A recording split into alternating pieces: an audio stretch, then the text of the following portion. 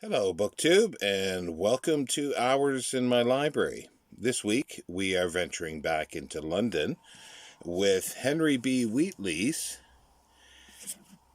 Roundabout Piccadilly in Pall Mall, or A Ramble from the Haymarket to Hyde Park, consisting of a retrospect of the various changes that have occurred in the court and of London.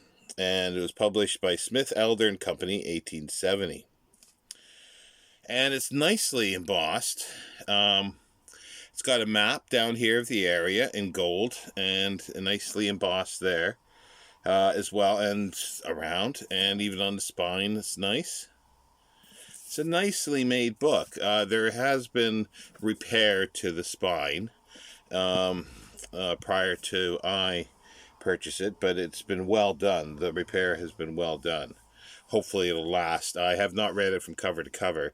I've read bits and pieces out of it, and I really enjoy it. It's again one of these chatty histories, but it's a retrospective, as it says, of the changes that have occurred around Pall Mall, Hyde Park, and Piccadilly. There's a lot of engravings. Hyde Park corner, 1800. For the frontispiece, just gorgeous. And throughout, here's the entrance to the, I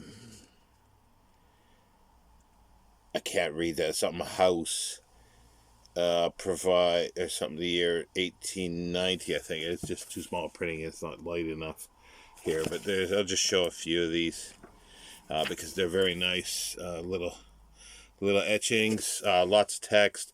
And the one thing that I really like about these old books is that when they do a sort of retrospective or a little history of things, there's lots of poetry in them. You don't see that anymore with new books, and I really like the little bits of poetry that they infuse throughout, because people had been writing poetry of their local areas for centuries, and why not put it in to history books? And the Victorians did that. Henry B. Wheatley lived from 1838 to 1917, I think it is. Very prolific. He did I think Then and Now or something like that of London, a multi-volume thing that's really a nice book, and also several books on how to create a library. And I have one of those books as well. I couldn't lay my hands on it right away, but it's somewhere behind me here. And yeah, it's just like the chapters of this. I'll just sort of go here, like introduction, Piccadilly, Piccadilly Hall, origin of the name, Shavers Hall, statuaries, houses at Hyde Park Corner, Piccadilly houses, Burlington houses, Clarendon House, Devonshire House, St. James Church, the streets on the south side of Piccadilly. And he goes, yeah, the Haymarket, Theatre Royal, Suffolk Street, Her Majesty's Theatre, St. James Street, Berkshire House, Cleveland House, and so on. Hyde Park, the streets of the north side of Piccadilly, Great Windmill Street, Regent Street, Swallow Street, Sackville Street, Bond Street, Clifford Street, Conduit Street, so on and so on. Green Park and St. James Park, St. James and Buckingham Palaces, the Pall Mall, St. James's Square, first called the Piazza, early inhabitants, the Duke of Ormond, Norfolk House, and so on. And St. James Field, the Rookery, which I think that's referring to the notorious sort of little area where it was a thieves' den, basically. And yeah, it's just there's list of woodcuts. It looks like there's they're page numbers. I thought, because I was thinking at 335, I didn't think there was that many. But yeah, there's lots in here.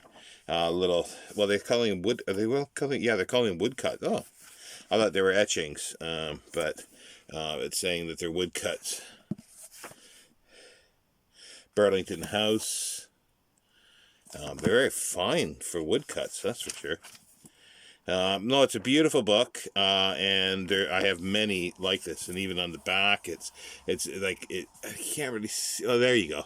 You can see the design that's impressed into the cloth, and then like the designs all over it. It's a beautiful book, and one of many that I have for London, because it was I been for many years collecting books on London and sort of nice choice ones. But anyway, I hope you enjoyed that booktube, and I will see you next week.